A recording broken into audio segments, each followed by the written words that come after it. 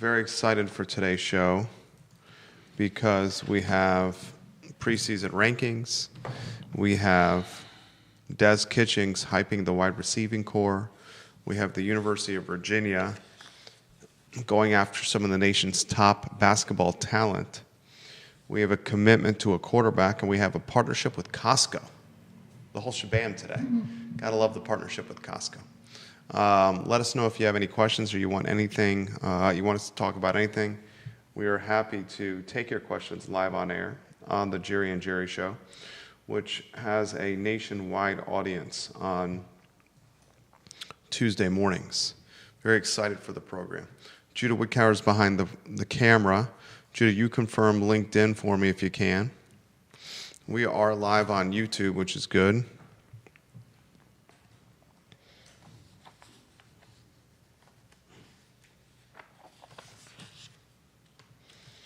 We'll welcome some folks in Lynchburg watching the program. We will welcome folks, LinkedIn is good, thank you, Judah, in Atlanta. Atlanta got we have a good following in Atlanta.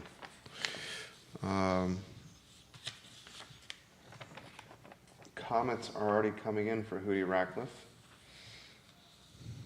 on what is looking like a busy day for the UVA news cycle. Judah Whitcower, I need about 10 seconds. Hootie, before we start the program, whet the appetite of the viewers and listeners with some tidbits that you're excited to chatter about. Well, just some breaking news, I guess, this morning, Jerry, that someone has presented an anonymous $2.2 million gift to the Virginia men's swimming program, which is historic. That's significant. Highest in program history, and in a release by UVA, Todd DeSorbo, the excellent men's swimming coach and, women's swimming coach as well, says the gift couldn't come at a more pivotal time because he says he's bringing in the best recruiting class in the country and maybe one of the best in NCAA history. Oh, my goodness. Including Thomas Hillman from Western Albemarle, who competed in the Olympics last summer for UVA. So and was a coach at the Boar's Head for is that right? Junior, the Jefferson Swim League. Okay. So the pretty significant swimming news for the Wahoos this morning. We'll talk about that to start the program. Judah Whitcower, things are looking good on our end. Viewers and listeners, put the comments in the feed. We'll get rocking and rolling here on the Tuesday edition of the Jerry and Jerry Show. Judah, we are in your hands.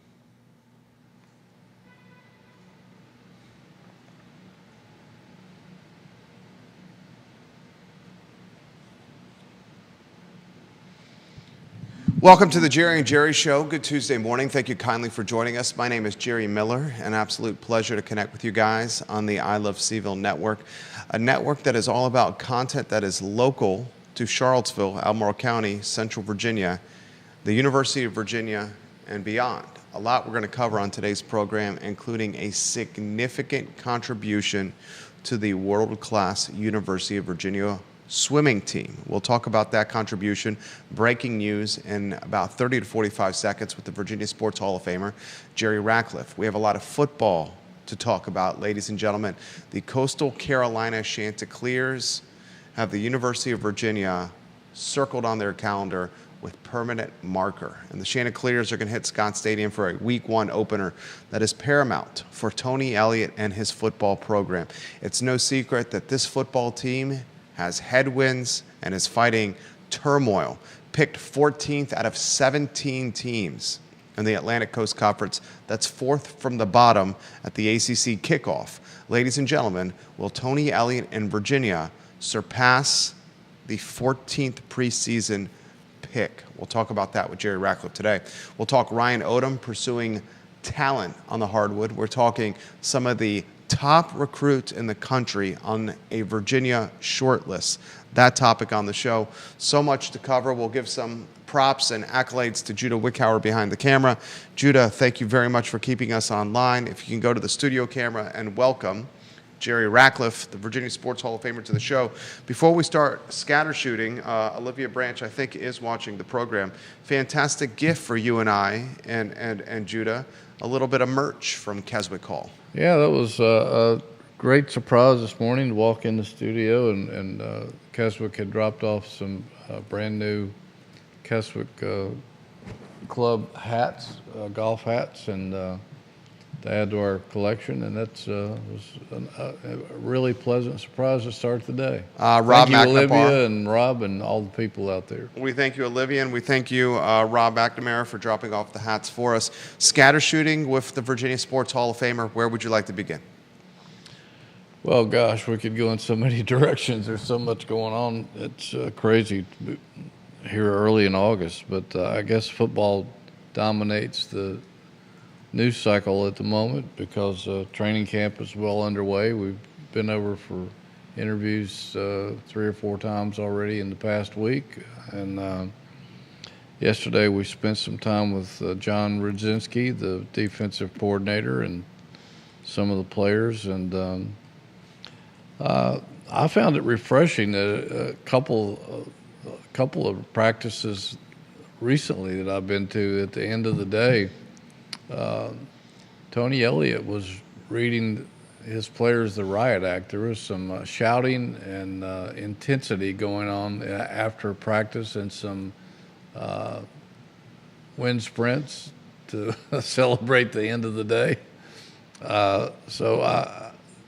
It was, to me, I like to see that kind of intensity in a coach and a coaching staff, because I think it's a sport that demands that, particularly when you're not getting everything you want out of your players. And he's making it clear in camp that he's not going to accept some of the mistakes from the past that has kept Virginia from turning the corner, and he's just not having that this time around. Tony Elliott, his ACC team, his Virginia football team, picked 14th out of 17 teams in the ACC. Open-ended question. 14th out of 17 is 4th from the bottom. You buying or selling this 14th preseason pick? I'm selling. I think that I don't think the people that voted did their homework on that, and I can't say that I blame them, because normally when you're voting on things like that, you don't pay that much attention to the bottom half of whatever league you're looking at, and they're going off past results. And there's so many new players, such an influx of new faces in every program in the conference. Not just the conference, but everywhere in the country, that it's so difficult to keep up with rosters. And so I think the people that don't cover Virginia and don't have a working knowledge of what has transpired here in the last several months wouldn't know that they've done a complete flip of the way they used to do business. And who knows how long that will continue, because we don't know what lies ahead in terms of NIL and transfer portals and all that. There's so many proposals on the table. We don't know which one's going to end up having the most impact. But this is not the same Virginia football program as the past 3 or 4 or 5 years. They realized, I think the first year of NIL, they stuck their toe in the water. The second year of NIL, when it really became serious, I think they put one foot in the water. This year, they're all in.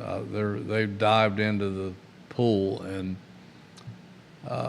it's a dramatic change in philosophy. And 32 transfer players, a very expensive roster. We've heard estimates between $20 and $30 million. Insane. Insane. This is. I think that's closer to 32 than 20. Yeah, I would agree. There's been no pushback on that, and you talk to any coach there about, and they'll tell you it's like day and night. The first 3 years compared to this year in terms of a talent acquisition, playable depth, and talent. So I think if Virginia finishes 14th, something's seriously wrong. And I don't think it's going to happen. I mean, they tied for 10th last year with a much more challenging schedule and much less talent than they have this time around. So much to cover on this program. If you're watching the show, the ACC insiders, stakeholders, journalists picked UVA 14th out of 17 teams in the preseason crystal ball predictions. I'm with Hootie. I sell. I understand the pick 14 out of 17. The last 3 years haven't gone well. They got the worst record of any team in power football. Absolutely. UVA does. Absolutely.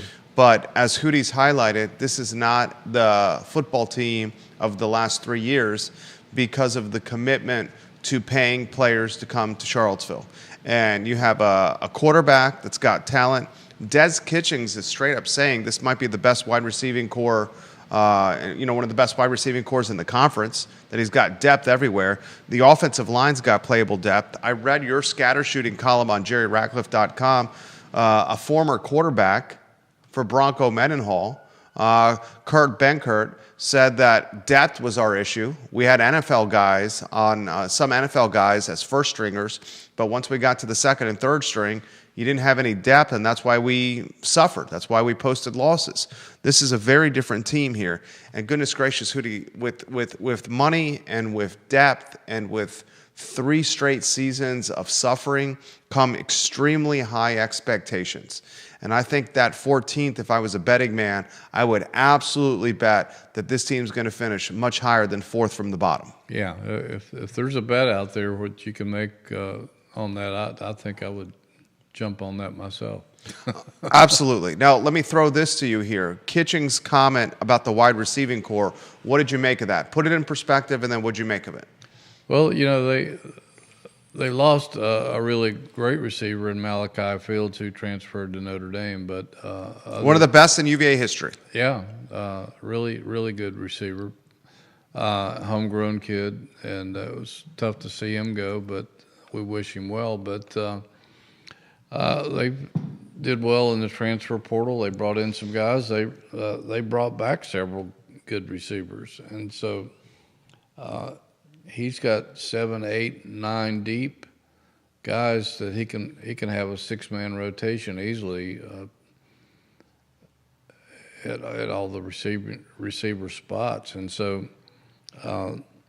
again, playable depth everywhere, including wide receiver. And maybe for once in a long time that I talked to one of the offensive linemen, Drake Metcalf, yesterday, who transferred in here 2 seasons ago from Stanford, then Central Florida, and was raring to go spring before last, and he suffered an Achilles injury and has just now been able to come back from it. But he was so excited about the depth and the quality of players on the offensive line. In the past, if somebody got sick or if somebody got injured or was playing hurt with nagging injuries, a lot of times they had to send a guy out there that just wasn't ready to play or was playing out of position. And that's no longer the case on the offensive line or anywhere else. But he talked a lot about keeping Chandler Morris clean, and these offensive linemen are taking that task seriously. And if you look at some of the guys they brought in from the portal on the offensive line, one of the things I noticed is most of these guys gave up little or no quarterback sacks where they came from. So I think that's the number one goal this year, is to keep Morris safe and clean, and allow him to find those receivers so they can attack all over the field. Comments coming in already. We'll get to the comments. Viewers and listeners, let us know your thoughts by putting your comments in the chat box or the comment section of any of the social media platforms you're watching a pod. We're live streaming to every social media and podcasting platform possible, and in some cases like Facebook and Twitter, we're live on 15 Facebook pages and 15 Twitter accounts. I have a few more questions for the Virginia Sports Hall of Famer. You highlight this in commentary on JerryRatcliffe.com. First time in 2 training camps that there's a clear-cut starter at quarterback in Chandler Morris. Previous 2 training camps, Tony Muskett and Anthony Calandria, who in a lot of ways could not be more opposite in quarterbacks. Calandria, a gunslinger, cocky, brash, talented, willing to put his team on his back. Tony Muskett, a game manager, more of a pocket passer, a guy that looks to distribute the ball and get a lot of people involved. We're fighting for the starting role. Muskett, the elder statesman, Calandria, the gunslinger from Florida. We saw both over the last 2 years. Tony Elliott and Des Kitchings are hoping it's Chandler Morris the entire season, and they've straight up committed to the young man. Yeah, and it makes perfect sense considering Chandler Morris's background. He's coach's son. His dad was offensive coordinator with Tony Elliott at Clemson before moving on to other programs. Chandler Morris was born to be a quarterback. He was.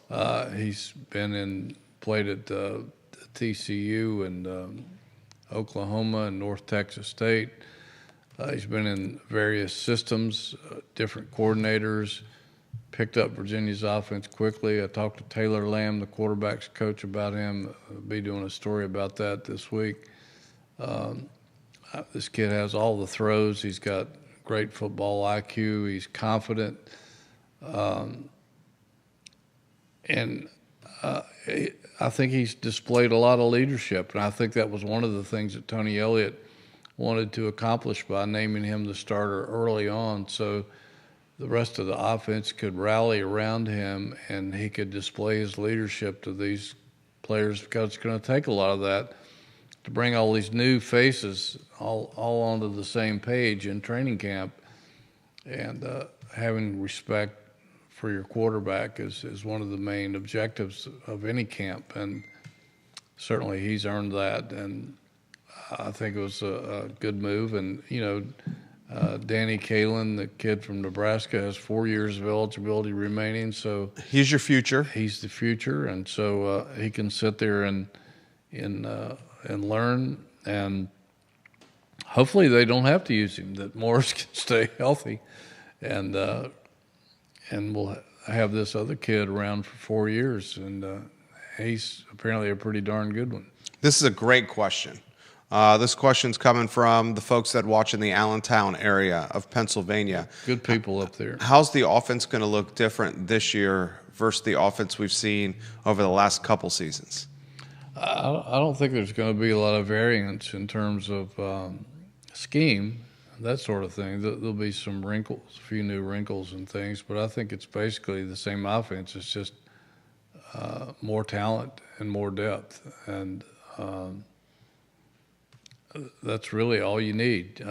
I don't think there's anything wrong with the scheme. It's just they haven't had the depth to carry out what it takes over a 12-game schedule, and sometimes just didn't have enough really good players, to be perfectly honest. And the depth problem goes way back. I remember a really good friend of mine who's been a defensive coordinator at many Georgia and Florida, and been on the Dallas Cowboys staff, and he's presently a coordinator at a Big 12 school, and he was on an ACC staff back during the London era, and I was just talking to him, and I said, tell me a little bit about what you see in Virginia. And he says, Virginia has some really good players. A lot of their first team guys can play for just about anybody in the ACC, but after that, there's just a huge drop off. They don't have any talent behind those guys, no depth. So if they get injuries and things, they're in a very awkward position, and they don't have any answers for it. And that's been a problem for years and years, as we've seen through London, through Bronco, through Elliott. That's not a problem this year, and thanks to their hard work in the transfer portal and bringing in some quality players with experience. And I've said it ad nauseum, but they have depth at every position on the field. Comments continue to come in. I have some for Jerry Ratcliffe first. You mentioned Xavier Brown as an X factor. You offer some commentary on JerryRatcliffe.com about Xavier Brown. We both love Xavier Brown. His role in this offense, he wants the football. Yeah, he does. And I think last year he felt like he didn't get it enough. And so I think some of the offensive coaches agreed that they probably underused him because he's also got pretty good hands. He can catch the ball out of the backfield, but he's got good speed. I think he'll probably get more touches this year if he can stay healthy, and that's always the big challenge, is staying healthy through a football season. But this year they've got some other guys in that running backs room with experience too. They came from outside. Jamari Taylor from North Carolina Central, the kid from Wyoming, and Noah Vaughn, who looks like he could possibly make some contributions. He's got some talent, possibly some other guys, but I think this is Xavier's breakout year. If he's going to do it. If he's going to do it, this is the time to do it. And what better time? Because again, this offensive line looks like they're serious about dominating the line of scrimmage. Is that the unit you're most excited about? Yeah, I think so. I mean, not just college football, but high school football, pro football, it's all about how many points you can score now. And it's almost like if you don't score 5 or 6 touchdowns, you don't have a chance to win. And that's why the quarterback position has become so important in modern day football. It used to be you could get by with a mediocre quarterback as long as you had star running backs and stuff like that. But if you don't have a guy in the trigger man position now, you're almost lost. And so, I'm excited to see what this offense can do, because it looks like it has a lot of potential to put some points on the board. And that's one thing that's held Virginia back for the past several years, is they just couldn't produce enough points, particularly down in the red zone. That's one of the things I heard Tony Elliott screaming at his team about at the end of practice yesterday. How many times last year did we see Virginia football in the red zone and settle for field goals? Happen all the time. Yeah. It was one of the, I remember doing the show with you all throughout last season. Countless times we pointed to red zone production and an inability to punch it into pay dirt, and instead settle for field goals. And a lot of that is because they couldn't establish the run. I mean, there were times they were inside the 5-yard line and they just couldn't move the football. 100%. A lot of that is the wide receiving or the offensive line, the unit, the big guys up front. Highlight the viewers and listeners that are watching the program. Keith Smith, welcome to the broadcast. Bill McChesney, Philip Dow, Vanessa Parkhill, Bob Yarborough, Bob Shada. Thank you for watching the program. Colleen Tyler, Holly Foster, Johnny Ornalis, thank you for watching the program. Tom Powell, Ray Cadell, thank you for watching the program. Comments continue to come in. This comment is coming in from Northern Virginia. Chandler Morris, who does he remind you of from quarterbacks of yesteryear at the University of Virginia? I think it's too early to tell. I haven't seen enough of him to make that kind of comparison yet. Size-wise, he's about the same size as Calandria from a year ago. He doesn't. I mean, what's he about? 5'10"? Yeah, 5'10" in shoes. Yeah, and maybe 5'11", but I don't think that's going to hold him back in terms of being able to see downfield. But I can't really think of another quarterback that I could compare him to right now. He's got a really strong arm. He can make all the throws. He's not He's not quite as athletic as Calandry in terms of, or some of the other quarterbacks they've had recently, and that can run with the ball and would be the major ball carrier for the football team. We're not going to see that. So I think we're going to have to wait and see. I'm not sure there's been a quarterback in recent times that you could compare him to. He's just a little bit different, and I think he's going to throw the heck out of it. And is he a game manager or is he a gunslinger? I think he's a game manager, but so we're looking like a point guard on the field.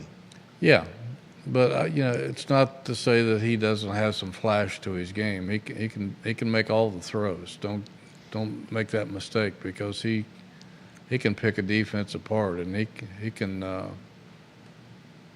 He threw for almost 4,000 yards last year, and I think the fourth most touchdowns of any quarterback in college football, including 2 or 3 guys that got drafted. So this guy's got game. Jeremy Wilson watching in Eastern Tennessee. What happened to Jack Greasy? He's not on the depth chart. I noticed that myself the other day. I don't know if did he graduate? I'm not sure. I don't know. His name hasn't come up in camp or anything, so I can't answer that question. I was wondering the same thing. I think last night I was looking over the depth chart, and 2 nights ago when I wrote the Xavier Brown story, and I noticed that he wasn't in the running back room. So I don't know if he graduated or there wasn't any announcement about him quitting football. So maybe he ran out of eligibility. I'll have to check on that. This is a good comment that's come in. This one's from Richmond, Virginia.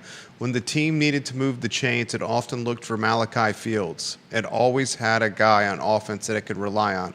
Who's the guy this year for Virginia? Well, that's yet to be determined, but I think they have a lot of candidates. I think Cedarian Harrison could be that guy. Andre Green, who transferred here from North Carolina a season ago. Who's showing flashes. He's had a really good summer and off to a good camp. He's got good size. Cam Courtney, I think, is more probably of a slot guy. Jamal Edering transferred in. Jaden Thomas, Trill Harris, who's been around the program. I think any of those guys could end up filling that role, but I think somebody will have to step up and establish themselves as the go-to guy as we go through training camp. Chad Wood watching the program, one of Crozet and Western Albemarle's finest. Chad, we can't wait for game day. We can't wait for the season to start. We know you feel the same. Chad Wood, you know this football team inside and out. What's your take on Virginia picked to finish 14th out of 17 teams in the ACC? Curious of your take on that, Chad Wood. Kevin Yancey throwing shade on Virginia football. And he's highlighting the defense and the concerns on the defensive side of the ball with Virginia. Kevin Yancey's in Waynesboro. You want to offer some commentary on the defense? Is it much improved from last year? Well, it should be. I mean, I think they have one of the better linebacking corps in the ACC, and they have a lot of experience up front. And I was talking to Chris Slade and Rudzinski in the past week about pass rush, and they're very encouraged about they're going to be able to have a story, in fact, about that on the site today, talking about how they hope to be able to put a lot more pressure on the quarterback this year. Is one of the very weak spots on the defense last season. They just couldn't pressure the quarterback. They we're next to last in the ACC in sacks, and I think 103rd in the nation, which is pretty poor. They have a lot more guys. The kid from UNLV, he's 6'7", K-Mac, I think he had 7.5 sacks last season, 3 in the bowl game against Cal. Some other kids that have established themselves in camp already as in spring practice as decent pass rushers. Secondary, they brought in a slew of defensive backs after spring practice, and so they're getting acclimated into the system. So they got talent there. They got depth there. Yeah, I mean, you got so much depth in the secondary. It's crazy, and so they shouldn't be giving up the kind of explosive plays that hurt them so bad in critical moments of games last season. And if they can cover those guys just a little bit longer and give the pass rush time to do its work, I think the defense will be straightened out. I don't see that as a weak point at all. I don't see it as a weak point either, but time will tell. Chad Woods got comments on the prediction of 14th out of 17 teams in the ACC. He says that's definitely too low, 14th. Much improved roster, UVA. We won't be the top of the league, but definitely won't be in the bottom. I'm inclined to agree with that assessment. I see a middle-of-the-pack team here. Chad Wood also says if we finish that low with this schedule, we will have another coaching search. Let's talk about the schedule. Pro Football Focus, one of the media platforms that covers college football and professional football, has UVA with the 4th easiest schedule in the nation. Yeah, I think Wake Forest is one of the teams that has a weak schedule, and Cal, which to Virginia's benefit, they play both. Yeah, Wake Forest, the easiest schedule in the country. Texas Tech, the 2nd easiest, according to Pro Football Focus. Indiana, the 3rd easiest. UVA, the 4th easiest. BYU, the 5th easiest. SMU, the 6th easiest. Kansas, the 7th easiest. North Carolina, the 9th easiest. Houston, the 10th easiest. Yeah, and you look at that, and Virginia doesn't play any teams that finished in the top 3 or 4 in the league last year. They don't play Clemson. They don't play Miami. They don't play SMU. Florida State is still a big question mark, even though they've been predicted to finish fairly high in the ACC. They're coming off a disastrous season. Their 2 toughest games at the moment, it looks like, at Louisville and at North Carolina, both games in October. So certainly there's a lot of 50-50 games on the schedule, but it's not a daunting schedule like last year when they took on Clemson, SMU, I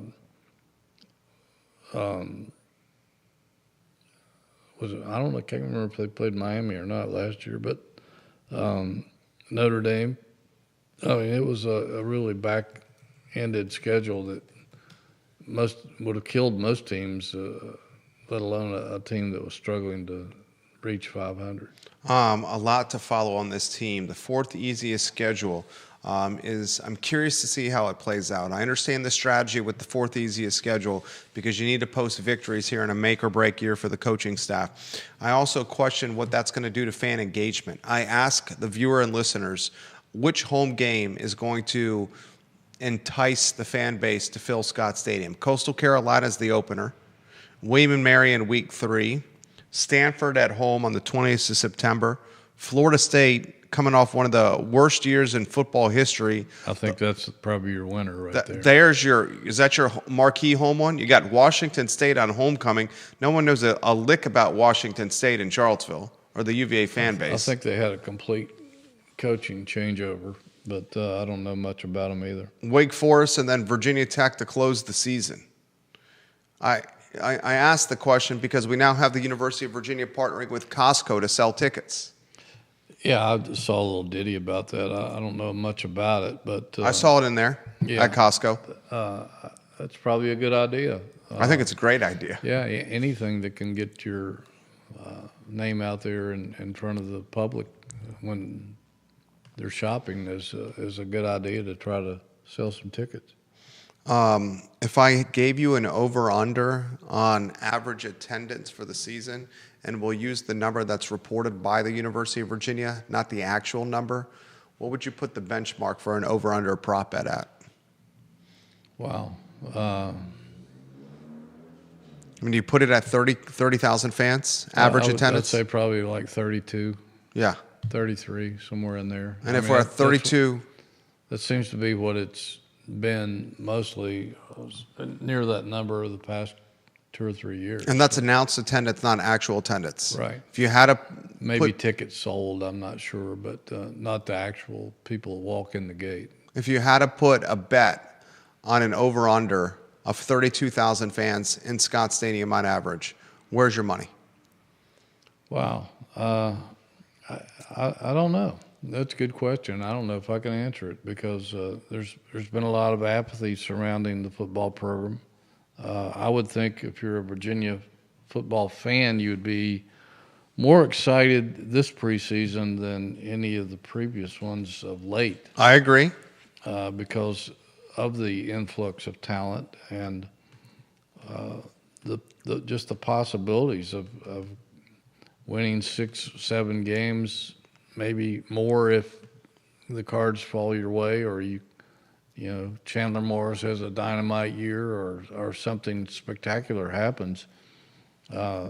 I think if they can go down and beat NC State in that second game of the season, I think that could give this program a lift and incredible momentum for the month of September, because after that they've got William and Mary, Stanford, and Florida State, all 3 in a row at home. And, you know, that would be a chance certainly to go into the Florida State game undefeated on a Friday night. And, again, we don't know what Florida State – we know what the projections are, but they were projected pretty high last year and ended up going to what, 2 and They were 10? terrible. Or something like that. The team quit on the coach. Yeah.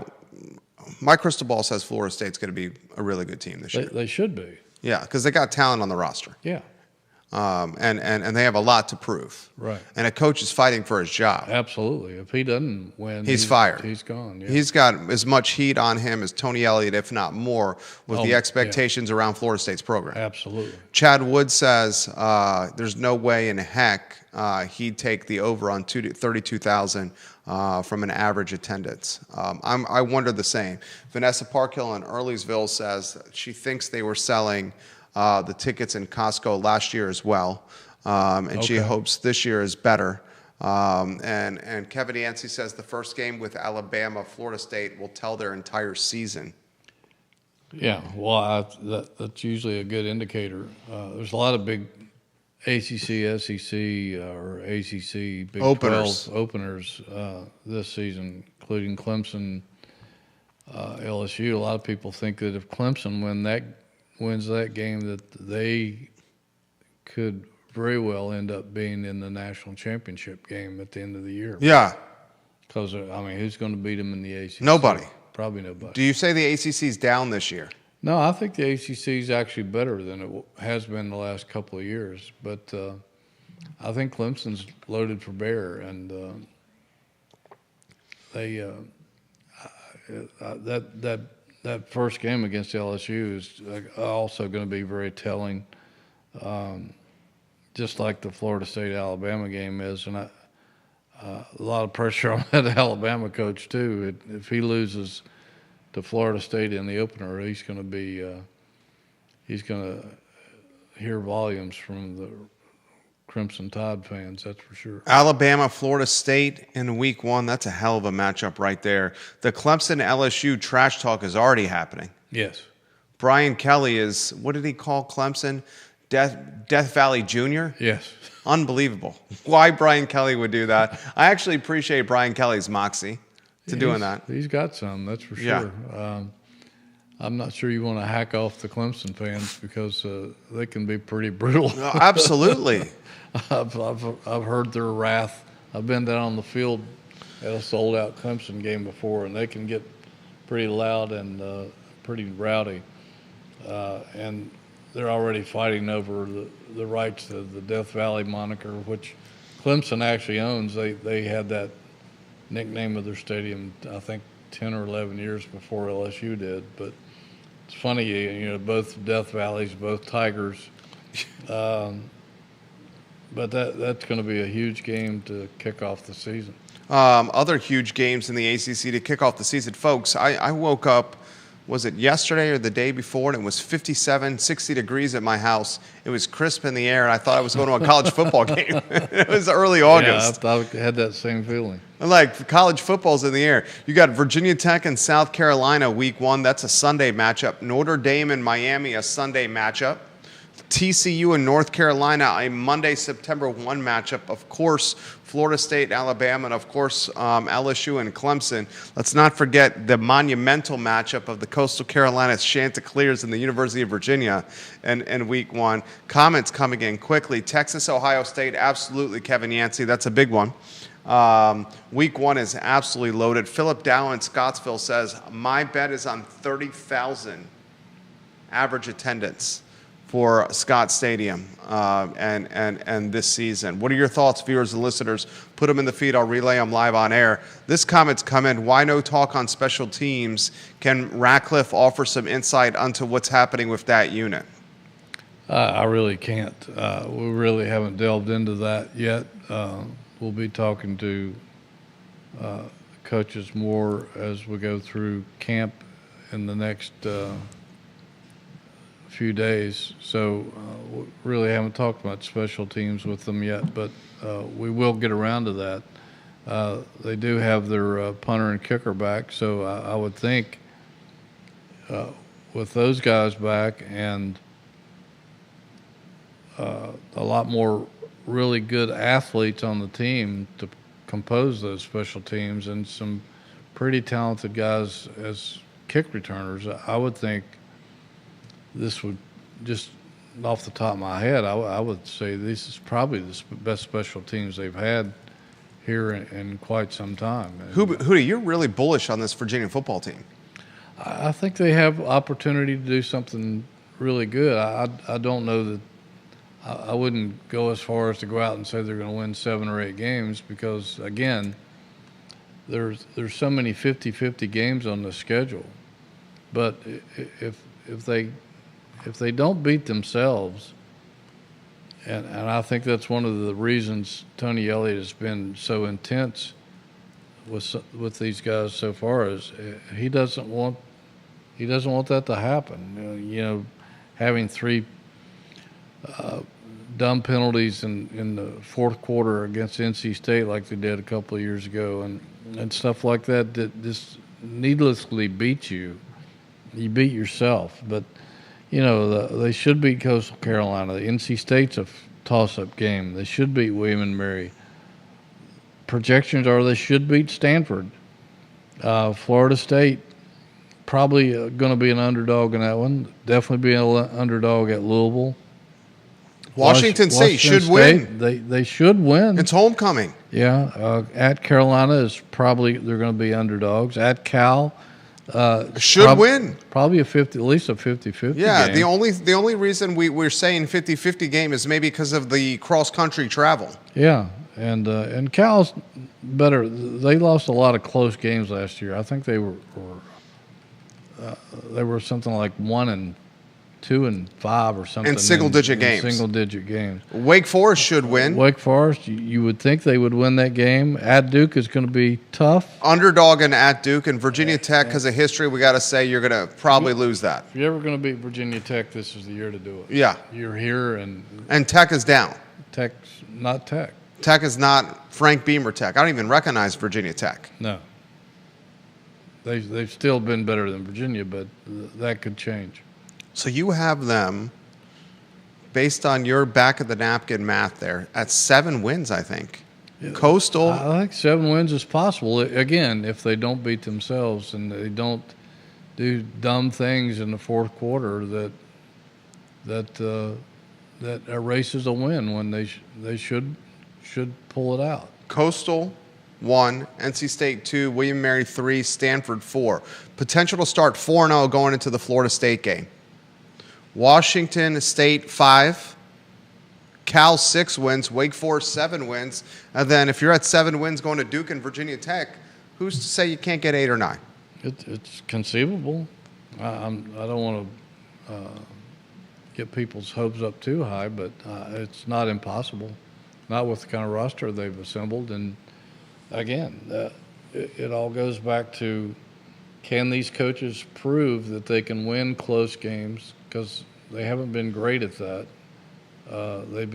They've beaten themselves too much in the fourth quarter. They've been terrible in the red zone. They've been terrible at creating turnovers. They've been terrible at putting the pass rush on opposing teams. They haven't been able to run the ball. All those things should be corrected this year with the personnel that they have. It's going to come down to coaching and whether these guys can get it done in the fourth quarter because a lot of ACC games come down to one-score games and in the final minutes of games, and so they've got to prove that they can win. Absolutely, and I want to see this coaching staff improve its game planning and its coachability at halftime. The third quarter was a debacle for Virginia last year. And that third quarter performance is oftentimes to what the coaches are doing in the locker room with these guys, and it did not go well for Virginia this past season.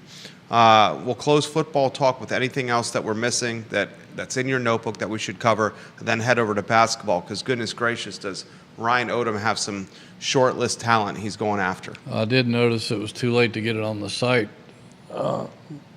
but. Well, it'll be on later today, but Virginia has agreed to play Arkansas State here in 2027. They take the place of that Indiana game that was canceled. So I think that's some smart scheduling there. I think when you're trying to rebuild, having an Arkansas State on the calendar is a good thing. Yes. It's a very good thing. Basketball, goodness, Ryan Odom, his strategy for recruitment is not backing down at all.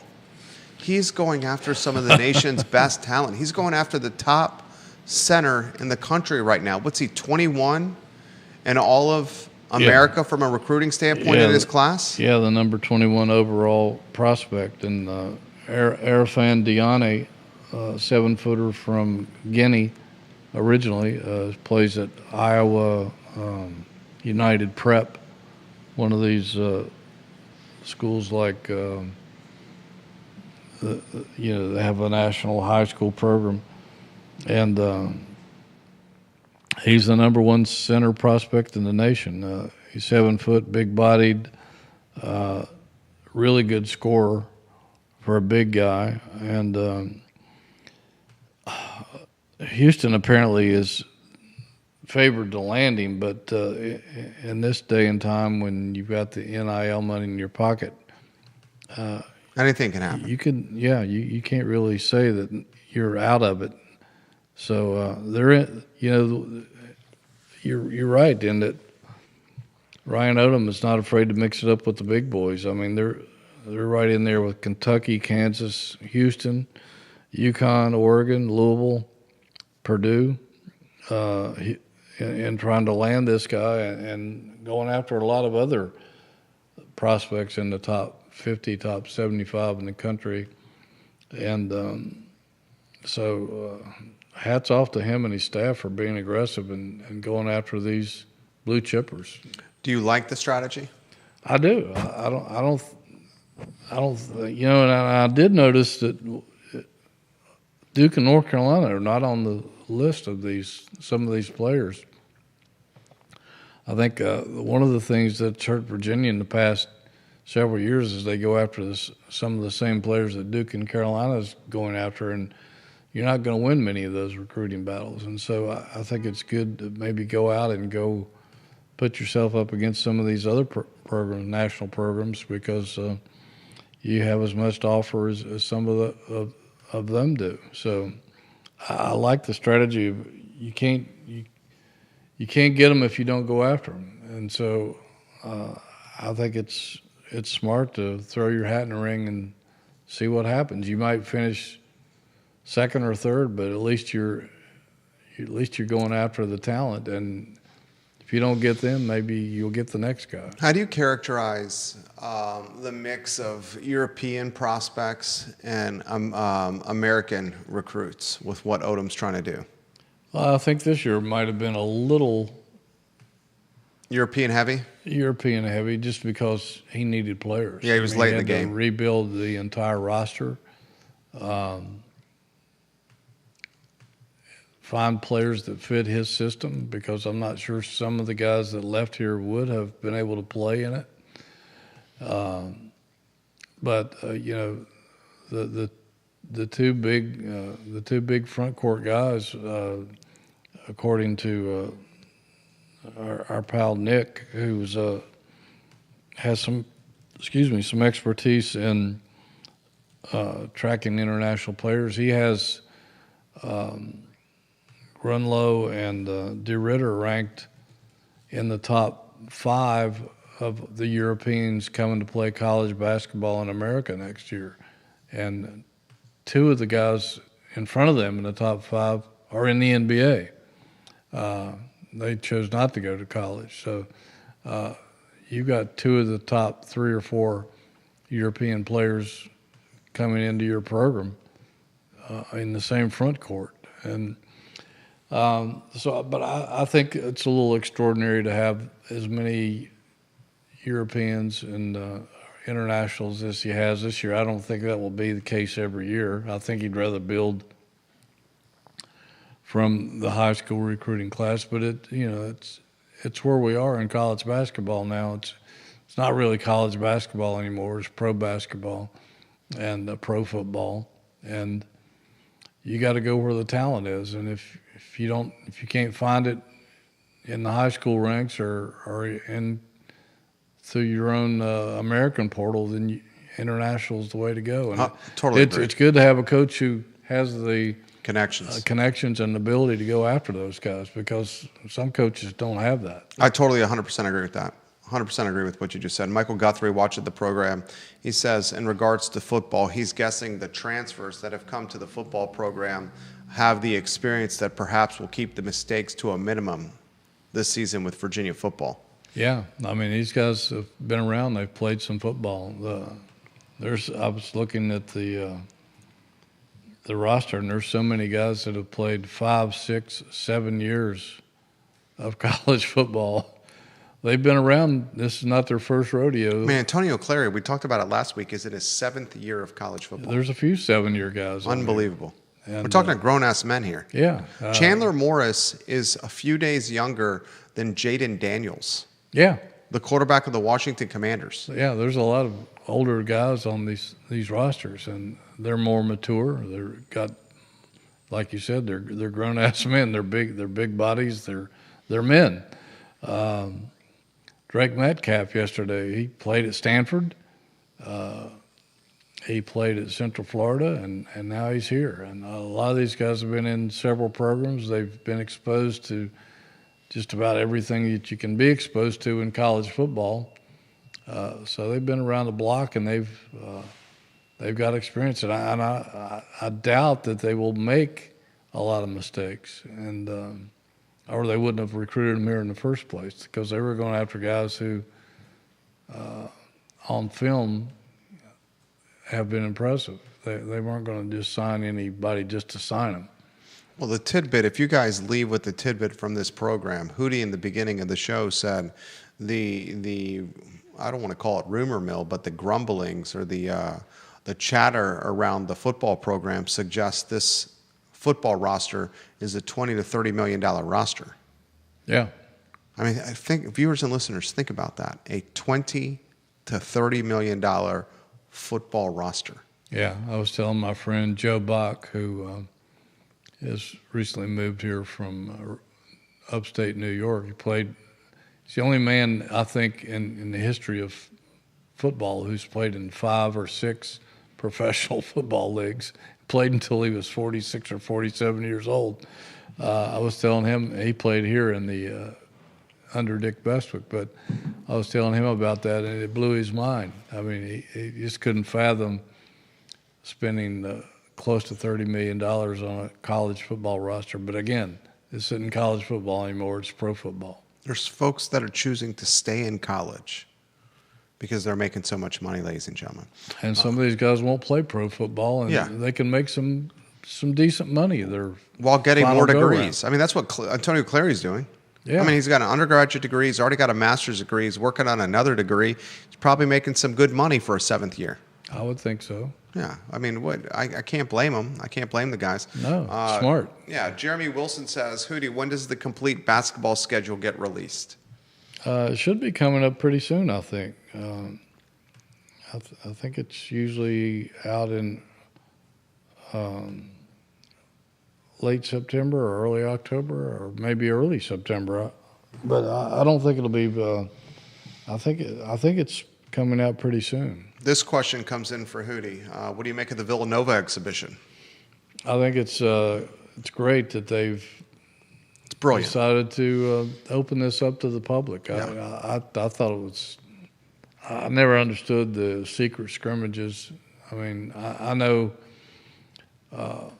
coaches like to use those as a sort of an extended practice against somebody that's a quality team to test and see what combinations might work better against a good team, et cetera. Expose your team to some different styles that they might see in the ACC later in the season, but I think it's better just to open it up to the public and let them see for themselves, and it's another revenue stream for the basketball program to bring in an arena full of fans for a game like that.